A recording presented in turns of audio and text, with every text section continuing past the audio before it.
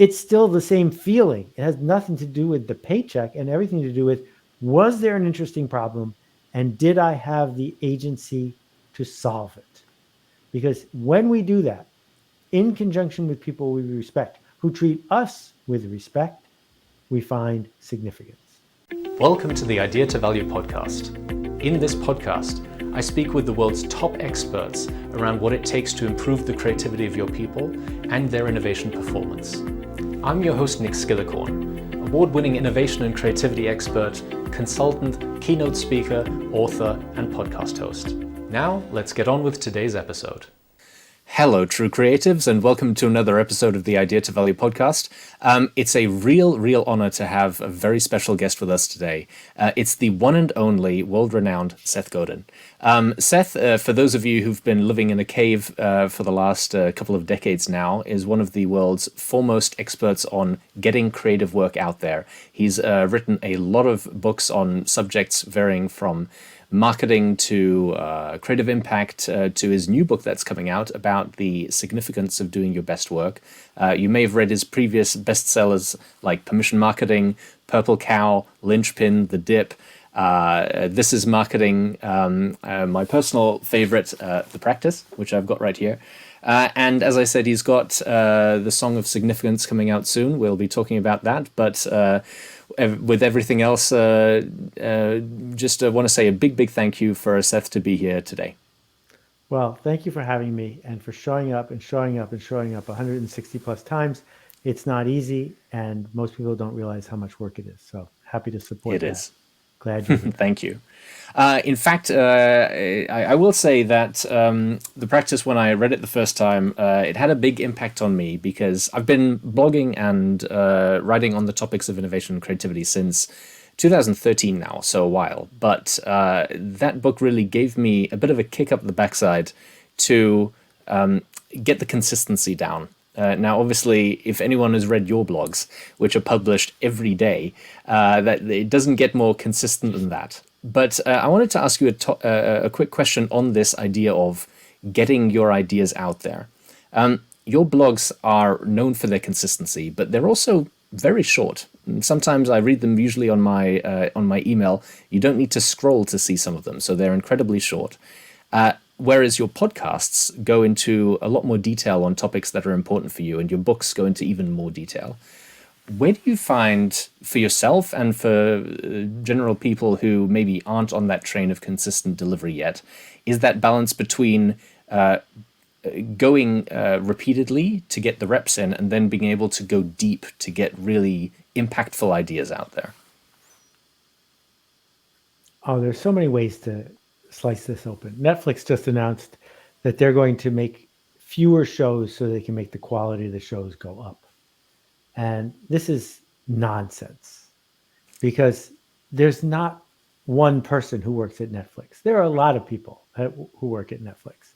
You can make the quality go up if you can be intentional about what the quality is supposed to be. That creative work is not the muse. We are not born with the talent to paint a painting or tell a joke. We earn that as a skill, and we are doing it on purpose. There are no surgeons who accidentally cut people open and take out a diseased kidney, and creative people shouldn't just wait for the spirit to move them. That's amateur hour. If we're going to be professional at this, what it means to be professional is to show up in seeking to make a change in the world. And for me, media has a container to it. That if Clement Greenberg wrote about painting, European painting of the 1700s and 1800s, is defined by the picture frame. The picture frame defines the edges of the painting. You're not allowed to make a painting bigger than the frame. You're not going to succeed at blogging if your blog posts are 40,000 words long. A book is the length of a book because the economics dictate that they can't afford to publish 9-page books and they can't afford to publish 7,000-page books. There's a length for it. So what I have been lucky enough to do is have a palette of media available to me. And I look at what I want to teach and who I want to teach it to, the change I seek to make. and I make sure I put it in the right bucket. And if it doesn't fit in that bucket, it doesn't go in that bucket. I love the fact that you've got this idea of what's important for you and how you want to get that out into the world. As I said, I read your blogs more or less every day. I listen to your podcasts as well. And one thing I've noticed is that neither of them have ads. Apart from the fact that on your podcast, you actually invite other people to submit ads for things that are important for them. But you don't try and monetize your blogs or your podcasts like a lot of other people who have the reach that you have, getting to hundreds of thousands or millions of people. And I want to ask what the intention behind this is. Do you feel like you already have enough in your life and that you don't need more money to get more? What's this balance you're trying to strike for yourself? I think there's a few elements to it. As one of the pioneers of internet advertising and one of the people who helped invent it, I don't hate advertising. What I would say is this: you got to figure out who you're working for. And if you're working to make money from ads, we now know who you're working for. And I don't write my blog to make an advertiser happy. And if I was trying to make an advertiser happy, I'd think twice about a lot of the things that I do. I would try to get more traffic, which I don't. Those things would make my blog less of what my blog is supposed to be. I got into the podcasting thing because I did a podcast a very long time ago, before almost anybody, went to #1, but I recorded the whole thing in one weekend. And then I thought, I'm done with podcasting, but I had an idea for a podcast that I was just holding on to. And a sponsor showed up and said, we'll pay you this money if you will make a podcast. And I thought, well, I'm happy to work for this advertiser now as the impetus to go try this. But after the first season and a half, I was like, I don't want to make this for advertisers. They want me to read their ads. I don't want to read their ads. I have a friend who reads the ads on his podcast, and it's embarrassing to me that he has to say things that he knows aren't true. And so by inviting nonprofits to submit ads on my podcast, I'm matching the format of the medium because it sounds more like a podcast if there are ads. But I know who I'm making it for, and I'm making it for the listener. It comes back to this idea of what impact you want to have, and this idea of the long tail as well. I mean, if you get more out there, more ideas that are really your own, you've talked about it yourself that at the end of the day, that's going to help you get the reach to the people who really care about your ideas rather than just to everyone who's out there. Right. Well, and this is something that's peripherally related to the new book, which is that the smallest viable audience gives you freedom. If you say, I need to get my idea out there, I need to reach as many people as possible, this is for everyone, this is urgent, then you have to be mediocre because that's the definition of everyone. Whereas if you say, this is for someone specific, and you can change 100 people, 1,000 people, that's an enormous amount. So when you think about where you want to work or who you want to hire, you don't need or should want to work for the biggest company, and you don't need to hire everyone. You can be specific. You can earn enrollment. So I can do things like have, someone said, why don't your podcast titles have better names and subtitles that get people sucked in? Because they should listen to my podcast because they listen to my podcast, not because I have good SEO on one of the topics. And that gives me the freedom to do my work. Whereas if I was always hustling to get more listeners, I wouldn't be me. There's one more thing I want to touch on before we get to your new book, and that's one of the previous books that you had a real hand in getting out there. It's the Carbon Almanac. I know it's a topic that's very, very close to your heart. And when it comes to the Carbon Almanac, which talks about climate change, the reasons behind it, what we can do about it, we get into this question of communicating facts to people who may already be very inside the in-group of being very pro-climate change awareness already, but also trying to convince people who either may be skeptical or just unknowledgeable. And it's similar to a topic that I struggle with sometimes, which is talking about the science behind getting people to be more creative. Some people are very open to that. Some people are very resistant to hearing things that might change their opinion. And when it came to you helping develop the Carbon Almanac and get the word out there, How much emphasis did you find putting on facts versus telling stories to not only help people understand, but also to help change their views and change their mindset? So 4 words can go a long way, which is shun. That's 3.5 words. Shun the non-believers. The non-believers aren't going to be persuaded to switch which football team they root for, which kind of soft drink they drink, or whether they accept the sad truth about what's happening to our climate. It's not for them. And if you try to make it for them, you're putting your face out hoping someone will punch you. That's not the purpose. The reason that we built an almanac, a book of facts, every page footnoted, is not because we needed to tell a story in that volume, but because the other people who are telling stories needed a handy way to back up their stories. And that's what it was for, and that's what it accomplished. It's an almanac. Almanacs don't change minds. Almanacs give people who are in the mind-changing business the tools they need to get their stories right. So in your case, there is plenty of science around things like creativity, and most people don't want to hear it. Fine, don't talk to them. Tell the story to the people who do need to hear it, and they will tell the others.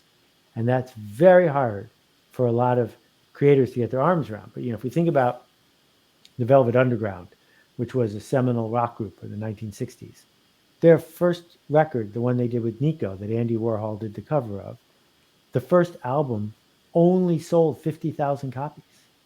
That was back when albums were selling 1 million. But every one of the 50,000 people who bought a copy then started a rock band. And that's the power of a story. People like us do things like this, as you always say. So let's get on to your newest book, The Song of Significance. Could you just briefly describe what the main focus of this book is? It's not necessarily around marketing or shipping creative work. What's the focus of this book, and what was the impetus that drove you to really be focused and passionate on this topic? The book starts with a simple question, which is, what's the best job you ever had? And I'm guessing that most people who are listening to this would say the best job they ever had was a job not where they got paid a lot or didn't get fired, but a job where they got to exceed their expectations, bring creativity to work, got treated with respect, and did work they were proud of. Well, given that we're all going to die, why not make it so that the next job is also the best job you ever had?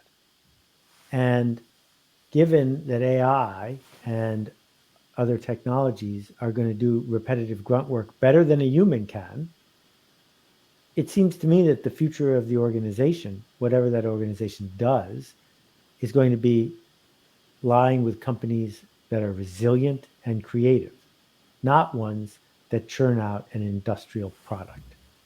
Resiliency, regenerative thinking, and creativity are at the heart of being a human, at the heart of feeling significant. And so what I am trying to help people see is that we need to have a discussion at work with our boss, with our coworkers. And it's got to be, let's get real or let's not play. And I was thrilled that Kirkus, which reviews a lot of books here in the US, called me the anti-Elon Musk. It's one of the nicest things anyone has ever said about me, because we don't need more billionaires acting like they're in charge, brutally mistreating people, firing them in public, and commanding people to sleep where they tell them to sleep. What we need are human beings who show up because they want to, because they are voluntarily enrolled in a journey. Just to play devil's advocate for a moment, Elon Musk is probably the poster child right now of high performance, really pushing the envelope of what's technically possible innovation. Is there still room for people who want to push the society forward, or even the human race forward? And doesn't that sometimes require a bit of a hard hand to get the people to do what you want them to do? Well, first, the devil does not need an advocate. He's doing fine. But I would say, since you asked, that Elon Musk is a troll whose reputation is largely fictional. He did not start Tesla. The the SpaceX rocket that launched today unfortunately exploded. The electric car is real and it's happening, and he gets points for standing up behind it and pushing it forward. But he has single-handedly ruined the careers of thousands of people at Twitter, and he has destroyed a company that he paid $42 billion for that's worth half that now. So I'm not ready to give somebody with those kinds of assets a pass just because he continually says things that are false and keeps making amateur errors. What could you and I have done with $42 billion that was creative, generative, that contributed, that lasted, that was resilient, that opened the door for the kind of high performance you're talking about? We could have done a lot. Industrialism is the act of doing what you did yesterday, but faster and cheaper, cranking it out. Creativity, leadership, these are voluntary acts, but they need to be done with resilience. The idea is not to go as fast as you can and slam into a wall. The idea is to have a portfolio and to approach the world with the humility of realizing you don't understand how the world is going to respond to your innovation, and that you want to make sure that that portfolio taken in total will lead to the sort of positive ratchet that we are each looking for. So no, my book is not an attack on Elon Musk, but my book is trying to say to people, just because someone is a manager doesn't mean they're a leader. Just because someone has won in one particular scarcity-based game of capital doesn't mean that they are right, and that humans are capable of solving interesting problems if they make commitments and then keep them. But we have to choose our commitments and choose our team and choose our mission wisely, because we don't get tomorrow over again. Hey, it's Nick here. If you're enjoying today's episode, I'd really appreciate it if you could show your support by sharing the episode, subscribing on whatever platform you use, whether it's YouTube or your favorite podcast player, and especially if you could leave a review for it in your podcast players like Apple, Spotify, Stitcher, or whatever you use. That would really help the algorithm get this episode and all of the previous episodes out to more people and spread the word about what it takes for people to get their best creative performance and improve the success rates of their innovations. Thank you very much. Now, back to today's episode. So you've mentioned a couple of things there. You're talking about developing a portfolio of your work to make your own impact, whether that's for yourself or for the world. You've talked about teams and the importance of that. You've talked about the difference between managing and leading. Let's touch on each of those in turn, but let's start maybe with the last one. You said that managers aren't necessarily leaders. What do you mean by that?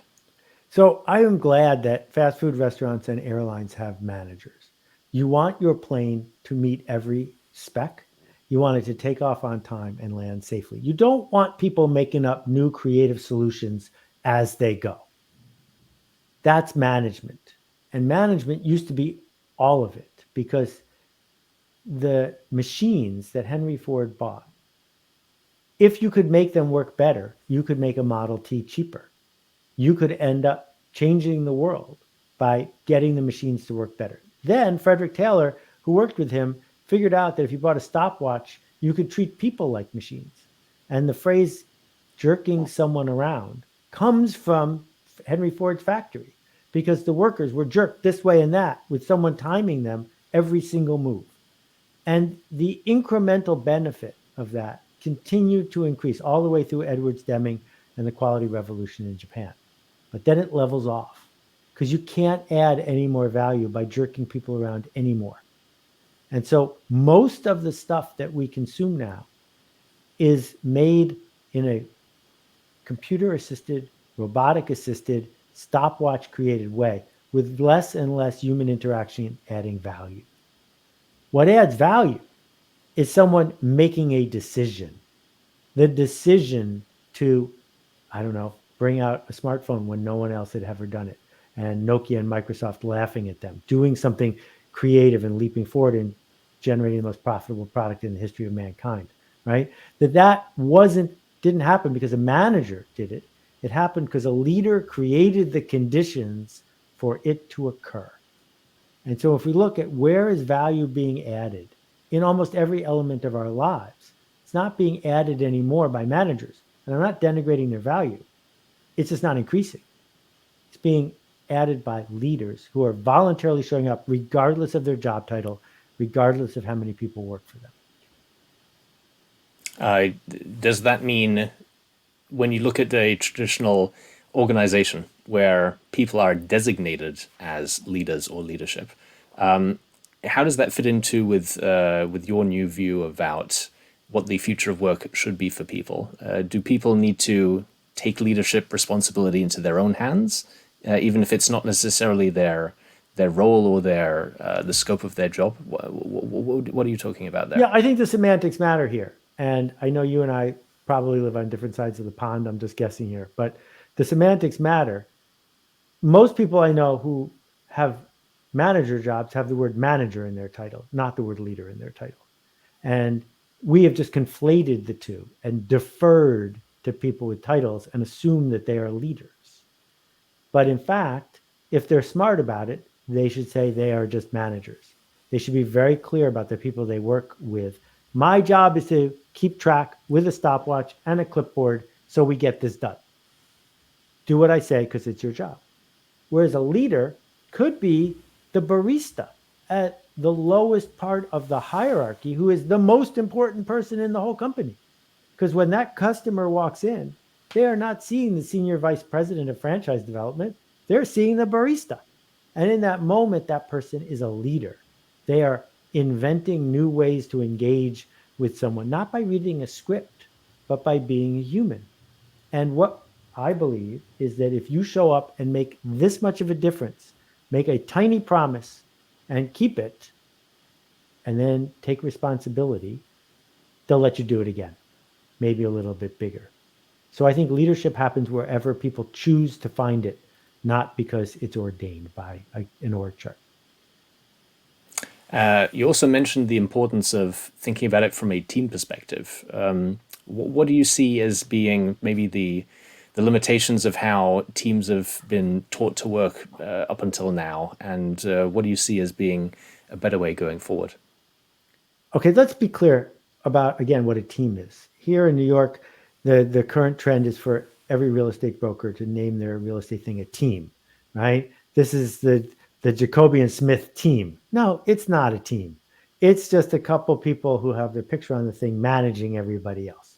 A team is a horizontal structure where people are engaged with each other, like the Fantastic Four in the comic books. So sometimes Johnny Storm has to step forward, and sometimes it's up to the Thing to save the day. But they're dancing horizontally next to each other. So as we have work from home, as we see massive shifts in organizations, what real teams do is they engage in mutual leadership. That when you think about how an orchestra works, the conductor is the only one in the orchestra who doesn't make a sound. The conductor is not instructing people what to do at any given moment. They're creating the conditions for them to play together. That is teamwork. And so in this revolutionary moment that we are living in, it is tempting to revert back to industrialism. Just tell me what to do, let me off the hook, I'm going to do my job, and then go home and watch streaming TV. And that's no way to live. We can find teams, we can join teams, we can create teams that make an impact. And it turns out that's where significance lies.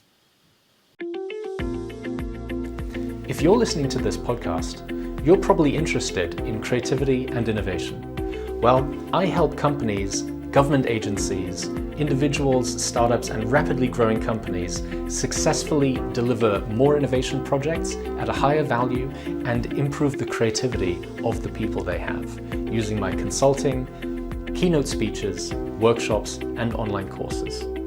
If you'd like to find out how I might be able to help you and your team, then click the link below to get in contact with me at my website www.improvides.com, where you can find out about all my services and testimonials from thrilled clients. I look forward to hearing from you soon. Now, back to the episode. It's interesting you say that's no way to live and that's where significance lies, because I was about to ask you the title, The Song of Significance. What sort of significance are you talking about here? Is this just from a emotional perspective, a soul perspective, a economic perspective. What's your definition here of significance, and who you're talking about? So let me give you an example rather than just throwing out words. There's an eye hospital in India. If I add up the population of New York, Chicago, and LA, this hospital, Aravind, has saved and restored the eyesight of more people than the total population of those three cities. It's in the millions. If you go to Aravind for corneal surgery, they will charge you either $130 or zero. It's up to you. And you will get the same surgery. And the surgeons there are more productive than any surgeons in the world. And the infection rate is lower than it is at a hospital in London. So here we have this group of people that are restoring the eyesight of millions of folks, nurses, doctors, orderlies. And if you talk to them, what you will hear is that this work lights them up. Now, obviously, restoring sight would light up anybody, but the orderlies and the nurses feel the same way because they are instructed to do whatever they can to make the person who's paying zero feel exactly the way as the person who's paying $130. They are held to rigorous standards that keep moving up, that there's a mindset of criticize the work and not the worker. There is a posture, not of this is how you're going to get rich, but this is how you're going to make a difference. And it works for people who make a couple hundred rupees, and it works for people who are trying to, come up with new ways of doing program trading on Wall Street by challenging the speed of light and shortening their Ethernet cables. It's still the same feeling. It has nothing to do with the paycheck and everything to do with, was there an interesting problem and did I have the agency to solve it? Because when we do that, in conjunction with people we respect, who treat us with respect, we find significance. And what's missing from people for them to do that right now? I mean, why isn't everyone already living in a world where they feel purpose every day and they feel significance in their work? Exactly. Great question. Because we've been indoctrinated since we were 4 years old or younger. The question, will this be on the test? How do I pass? Will I get picked? Did I get cut from the team? Am I in trouble? Over and over and over again. School, mass schooling, public school as we call it here, was invented by and for industrialists to train compliant factory workers. It is embedded deep into our culture. And so why are we surprised that when someone says, I want to be creative, everyone around them says, well, did you get a job at the World Poetry Corporation as a vice president of poetry, right? And B, when we bring creative ideas to almost everyone we know, they go, oh, no, don't do that. Why? It's not that they hate creativity, it's that they feel for us. They don't want us to fail. They want to make sure we don't get in trouble on the next test. And so, as someone who's been creating his entire adult life, most people in my life, I cannot ask for advice, nor can I show my work before I ship it, because they will not encourage me. They will not push me to go even further. They'll say, why don't you just write the sequel to permission marketing? Why don't you just, cool it for a little bit? And they're not bad people. They're just indoctrinated by a system of industrialism that paid all our bills, gave us access to extraordinary healthcare and television. Well, that's a pretty good deal, except it's not. And what then is the next step? If people think they have either frustrations or they have some reason why they think there might be more to life, more to their work, more to their impact, how might they, apart from obviously going out and getting your book and finding all the answers in there, but what sort of things might they do to change their situation? So the industrial mindset says, thanks for highlighting this, Seth. Please find me a job where my boss will let me do what I want, but not get me in trouble. Well, there is no job. Good luck. But that's the industrial mindset. The alternative is to say, what's the smallest viable audience? Is there one human being, one, who I can make an impact on? Two, can I take responsibility for making that change happen? And 3, when it happens, can I give credit away so I get to do it again? Because the people who I give credit to want to see it happen. When you do those 3 things, then next day you might get 10 minutes to do it instead of 5. And again and again. So the transformational moment in my career, I was 23 years old, Christmas Day. I had no place to go and nothing to do. I worked at a software company and we were making educational computer games for kids. So I went in on Christmas Day and I answered the phones. In those days, if a human didn't answer the phone, nothing happened, right? So all these people who had just unwrapped our software were calling for help. And they were stunned a human being answered the phone. And for 8 hours, I answered the phone. And I made up answers. I just talked to people. And for the next 5 months, in every meeting, I knew more about our customers than anyone in the whole company. Because I had shown up and danced and led and connected and hadn't followed a script. And I got hooked on that feeling. That doesn't mean you get to say to the boss, let's change everything. Trust me. But it does mean you can find a tiny little fissure, a little tiny crack where you can put some creativity, see if it works, and then report back. Take responsibility if he doesn't, give credit when it does. They'll let you do it again. You're not going to get fired for doing that. What if what you find, though, goes against what either the company is used to, or even worse, what people more senior to you believe should be true, or may have even attempted previously and failed at? So there's frustration or resistance to allowing you to do things differently or change things. Yeah, no, that's entirely possible. If you want to devote your life to surfing and you're on a beach and there's no surf, you should leave the beach. There are plenty of other beaches and plenty of other waves. And what I think most people do because of Pressfield's resistance is act as if what you just said is true, but they don't push all the way, because it's easier to just pretend that that's the case than it is to acknowledge that if you just took enough responsibility and made enough promise, you would have the room to do it, right? So I had a friend who worked at a famous packaged goods company. And if you talk to people in the packaged goods business, Jell-O or whatever, that boring stuff that makes people fat, everyone does the same thing over and over again, one meeting after another. There's not a lot to brag about. We did a tweet about Oreos or whatever. But this person understood that she was going to have to quit because it was devouring her. And instead she said, I'm going to make a brand of toothpaste from scratch. She didn't risk her own money. Her career was going to end either way because she was going to leave. And the toothpaste she launched, I think, did $200 million its first year. Because if you push forward and push forward and push forward in service of your customers, it's either going to work or it's not. And if it doesn't work, you were going to go anyway. And if it does work, you just figured out one more way to ship the work. Another friend of mine worked at General Mills when the Atkins thing started to show up.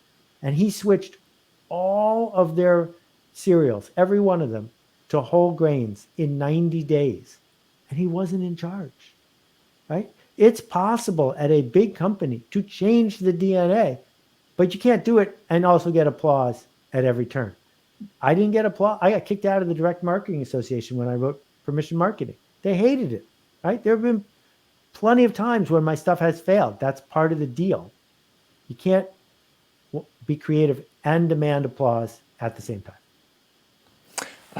So, I mean, that obviously applies to someone who's an individual taking ownership and trying to do things. I know in your book you talk about the importance of taking other people along the journey as well. And in some cases, you just mentioned someone in a strategic leadership position who does have people either reporting to him or other people in other departments who may have different views. Some of those people in the organization might not want to go onto the same journey as what you're suggesting. So how do you deal with situations where maybe the journey for other people might be better spent elsewhere? Yeah, it almost certainly is better spent elsewhere. Enrollment is what we seek. If you don't have enrollment, because all work at some level is voluntary. If you don't work here, you can work somewhere else. It's voluntary to pick this project, this team. So the goal is to find your people, the smallest viable audience, and pick a project where you can do it. So a simple example, if you have a day job, start a book group at work. You're not going to get fired for starting a book group at work. Most people aren't going to join the book group at work. But the 6 people who do, they're your people. And now you can have conversations, which will push something forward. And then maybe you'll have 12. Guy I know at Boeing is now up to 3,000. So there's room to do this, but you start with 6. You don't start with the CEO. You don't start with a permission slip.